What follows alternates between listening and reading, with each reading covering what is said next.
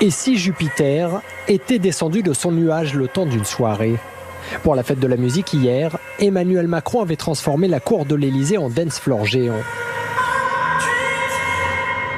Un président au look décontracté qui enchaîne sur fond d'électro les selfies comme une rockstar, allant jusqu'à poser avec son épouse au milieu de ces danseurs de la communauté LGBT, indigne de la fonction présidentielle pour l'opposition. Monsieur Macron nous donne régulièrement des leçons de morale sur le fait qu'il faille l'appeler Monsieur le Président. On l'a vu notamment s'illustrer avec un enfant de 15 ans où il demande d'être appelé Monsieur le Président de la République. Donc de voir effectivement ce carnaval de travestis sur les marches de l'Élysée où ont défilé les plus grands dans ce lieu sacré du pouvoir. C'est particulièrement inacceptable et honteux de transformer l'Élysée en free bar ou en boîte de nuit.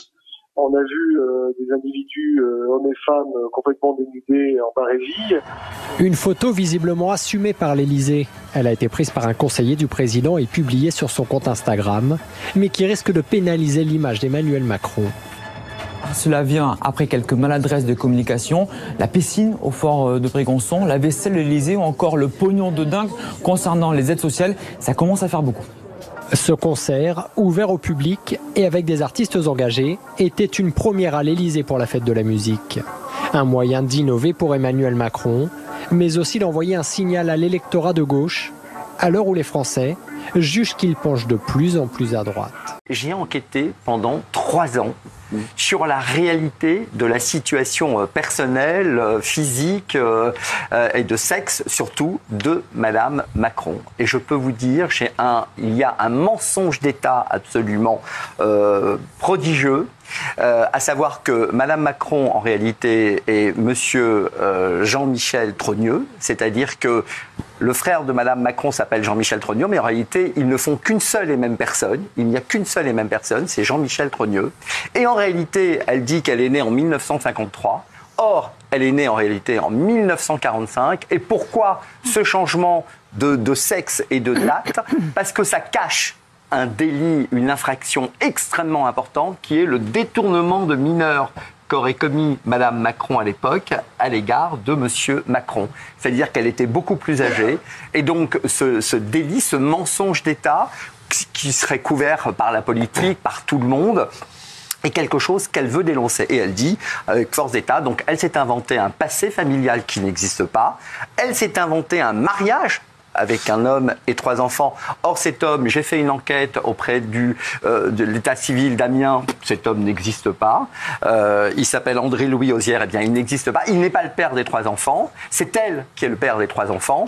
Donc, et ça, elle le fait vraiment pendant 4 heures. 4 heures, elles discutent ensemble. Et ces 2 femmes eh bien, ont comparu devant le tribunal beaucoup plus tôt qu'il n'était prévu, puisqu'au départ, elles devaient comparaître qu'en 2025. Mais l'avocat de Madame Macron, Jean Enoki, est venu dire au tribunal, c'est pas possible, il faut vraiment qu'on passe beaucoup plus vite, parce que ça commence à prendre une ampleur internationale incroyable, c'est viral, et il faut que ce soit jugé très vite. Et là, devant le tribunal, tenez-vous bien, ce qui a été demandé d'abord, parce qu'on a tout fait pour retarder ce procès, comme on peut le faire parfois avec succès, il a été demandé notamment à ce que tous les magistrats soient récusés. Aucun magistrat ne pouvait juger de cette affaire, dans la mesure où le président Macron, c'est lui qui nomme les magistrats sur évidemment du Conseil supérieur de la magistrature, et dans la mesure où il est bien le mari de la victime et le beau-frère de l'autre victime, le frère, eh bien il faut... Otep, cher Kamit, aujourd'hui je vais faire un partage assez particulier avec vous. Observez les 2 vidéos et nous allons retrouver ensuite pour discuter.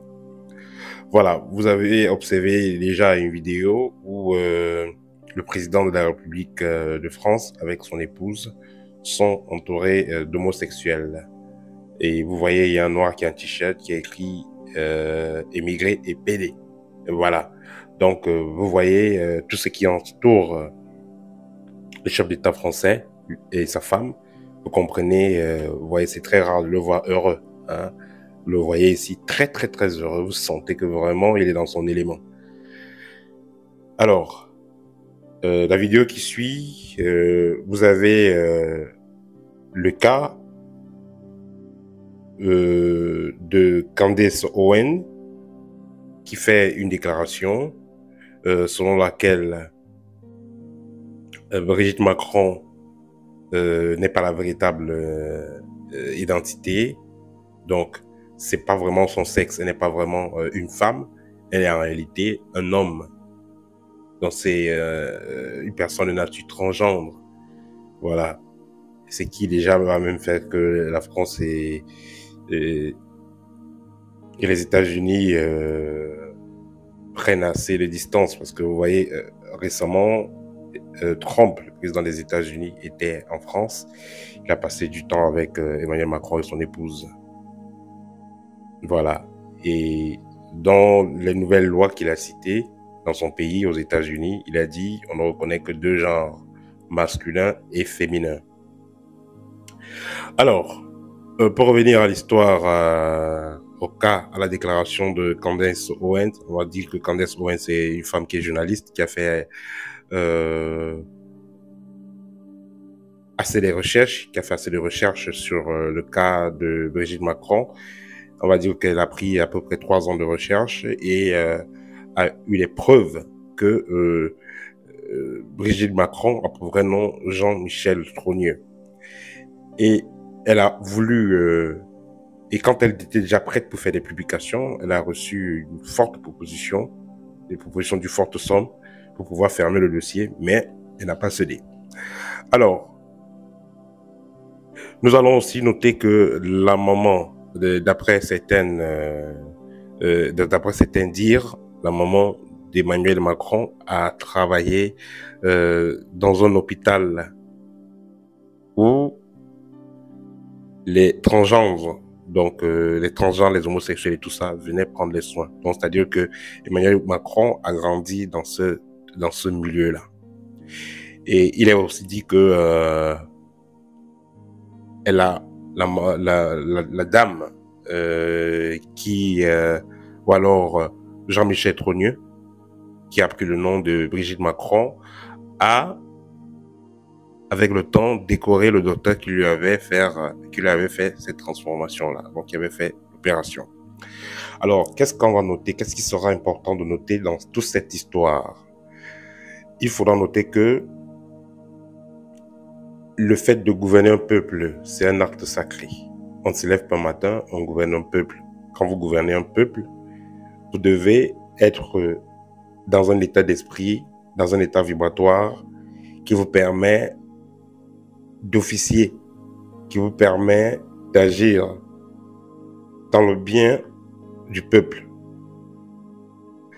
Si, en tant que chef d'État, vous pratiquez une relation malsaine, parce que chacun est libre de faire ce qu'il veut, mais quand déjà vous décidez d'être chef d'État, vous devez être d'abord un bon chef de famille.